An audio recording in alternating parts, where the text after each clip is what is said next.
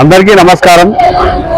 రాక్షస రాజు అయినటువంటి హిరణ్యకశిపుడు తన కొడుకు కుమారుడు అయినటువంటి ప్రహ్లాదుని ఏ విధంగానైనా మట్టు పెట్టాలనే ఉద్దేశంతో తన సోదరి అయిన హోలిక అనే తన సోదరిని మంటల్లో కాలకుండా తనకు ఒక శక్తి ఉంటుంది.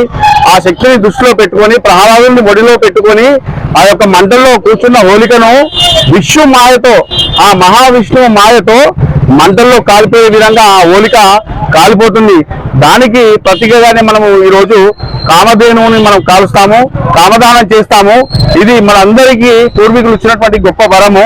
ఇది మన సిద్దిపేట స్థానిక మార్కండేయ దేవస్థానం దగ్గర, మరి అదేవిధంగా బుర్జి యూత్, మరి మైసమ్మ యూత్ అందరం కలిసి ఇక్కడ బ్రహ్మాండంగా ఈ యొక్క హోలీ వాతావరణం, పండుగ వాతావరణాన్ని మనం ప్రతి సంవత్సరం నిర్మించుకుంటాము. మరి అదేవిధంగా ఇక్కడ స్థానికంగా ఉన్నటువంటి పద్మశాలి సమాజం ఆధ్వర్యంలో మన పూర్వీకులు పెద్దలు ఇక్కడ భజన కార్యక్రమాలు చేసేది ఎంతో బ్రహ్మాండంగా.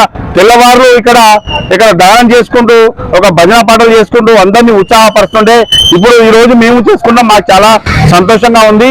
ఈ సందర్భంగా అందరికీ హోలీ పండుగ శుభాకాంక్షలు.